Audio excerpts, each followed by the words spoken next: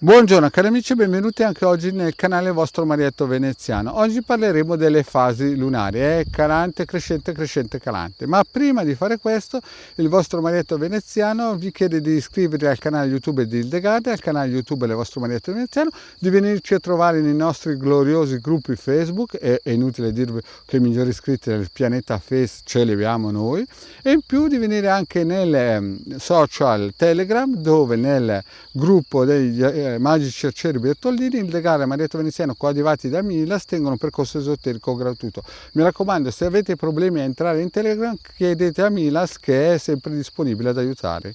Bene cari amici, iniziamo un po' a parlare di questi due circuiti che metto a monitor.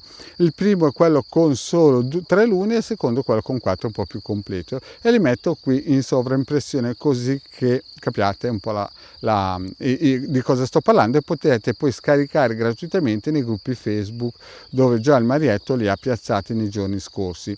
E iniziamo col parlare di questa luna, che alcuni non hanno mai sentito parlare, insomma se la trovano lì e dicono ma che cosa serve gli influssi lunari? Allora, quando voi iniziate ad attivare certi circuiti, ad esempio per tagliare legami perniciosi, pensieri negativi, oppure per cercare ad esempio l'anima gemella, certi circuiti radionici chiaramente, o per attivarvi in certe azioni positive, allora bisogna cercare anche qual è il flusso lunare, l'ambiente lunare, il momento lunare che è più consono alle nostre vibrazioni, perché non è uguale per tutti, cioè ogni persona ha un suo ambiente lunare, flusso lunare e situazione lunare che è propositiva.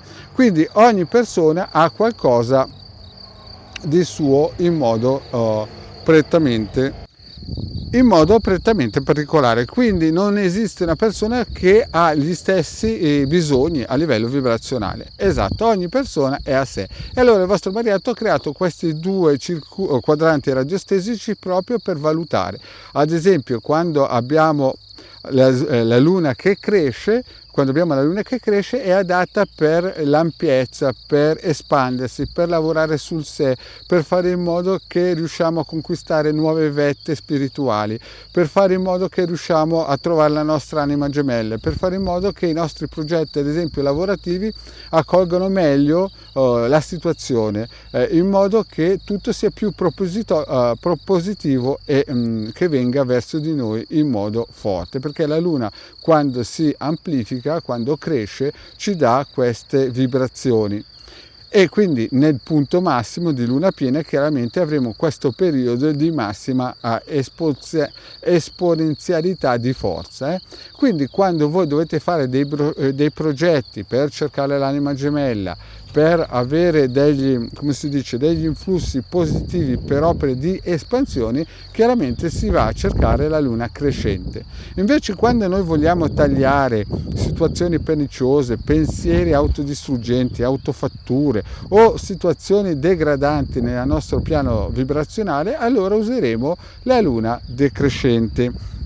E quindi in quella direzione useremo, ad esempio, se si vuole usare circuiti radionici, useremo circuiti adeguati per tagliare legami perniciosi o convertire situazioni perniciose. Oppure possiamo creare con il nostro circuito Busby dei numeri per fare in modo che, allegati alla luna e le varie fasi lunari, ad esempio decrescenti, ci portano a tagliare o a eliminare situazioni magari che non ci piacciono. E questi sono i motivi per cui il vostro Marietto ha creato questi due quadranti radiostesici che possono aiutare le persone in questo cammino e possono in un certo senso farsi aiutare dalla luna, cioè è una marcia in più. Chiaramente poi questo può essere utilizzato anche da un esoterista per i propri riti di alta magia operativa, in cui magari vuole andare più in dettaglio, di lavorare più di fino su una determinata persona o testimone. Bene cari amici, detto questo, il vostro Marietto vi ringrazia di avermi seguito fino a qua, vi chiede, se non l'avete ancora fatto, di iscrivervi al canale di Hildegard e Marietto Veneziano, di venirci a trovare nei nostri gloriosi gruppi Facebook, e mi raccomando, se avete delle domande scrivetele sotto la descrizione nei commenti, che il vostro Marietto Veneziano è sempre felice di potervi rispondere. Bene cari amici, se non vi siete ancora iscritti, iscrivetevi. Grazie cari amici e alla prossima, ciao!